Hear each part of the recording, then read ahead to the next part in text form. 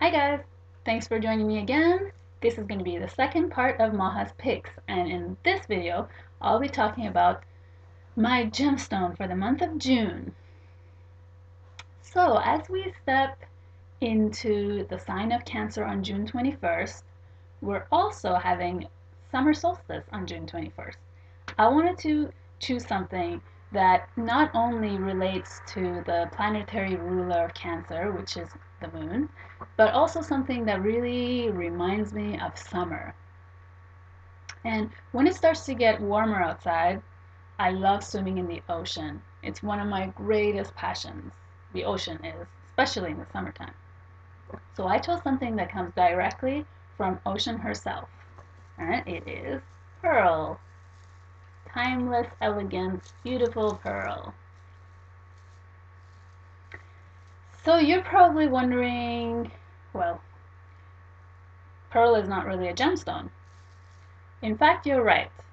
Technically, it is hardened organic matter. So for example, like jet and amber, pearl is in the same category as gemstones. Well, the reason for that is because it has a long history of being precious, and it's been used in magic throughout history, in magical procedures and rituals. So we do categorize it as a gemstone, even though it's not. Technically, it's not. I also think it's great because pearl is related to the moon and the ocean is connected to the moon. And so I've got this triangle happening here where all these are related. I like that. So how is pearl actually produced?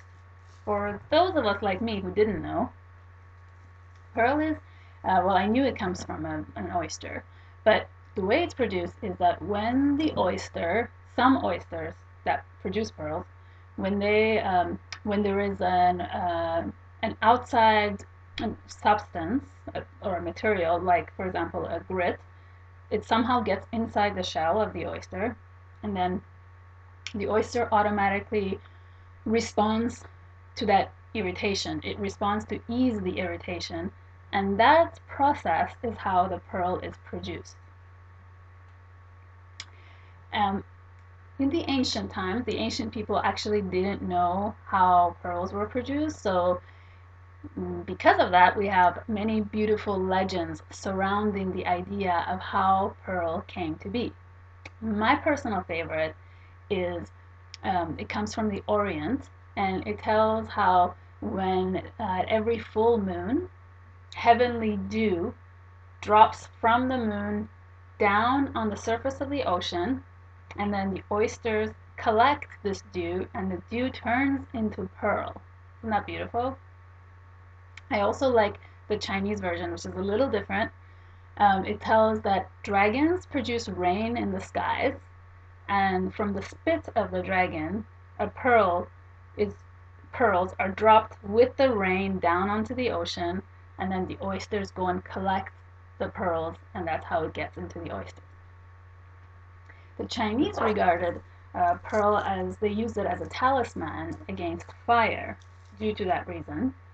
And they also believe that wearing pearl keeps its wearer pure.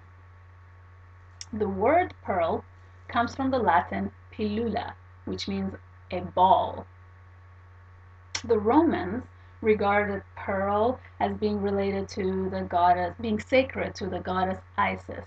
So they wore it to attract her attention or win her favor. Also in the ancient times in the Mediterranean, they wore pearl to ward off shark attacks. I still believe, I think I read it somewhere that in the South Pacific they still do this.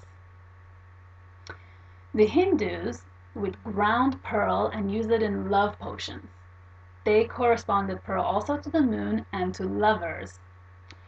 So actually they recommended that women after they get married, they wear pearl so they can have a long-lasting marriage. In the medieval times, it was used a lot in medicine, as many other minerals and stones were. So they would crush the pearl in a very fine powder, and they would use this as an antidote for poisoning. The fine ladies of France and Britain would use it as facial powders. So they thought that it actually improved the skin's texture and gave this radiance and brilliance to the skin. In fact, even now, if you check the ingredients of some makeup companies, they still have in their ingredients of face powders and lotions, they still use fine ground pearls. That's cool. The best time to charge and cleanse your pearl is in the full moon. Or you can wear it and take it for a swim in the ocean. Just be careful not to lose it.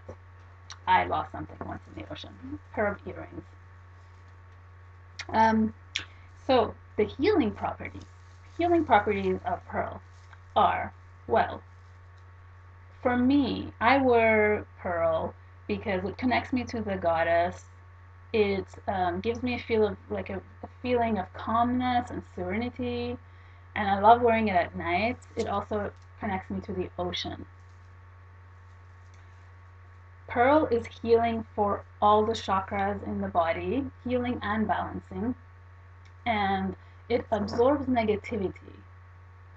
Also, if someone is seeking higher wisdom and the truth, wearing pearl really helps enlighten that path of self-discovery, and it really helps to bring out the truth in any situation, and the truth of the self, more importantly.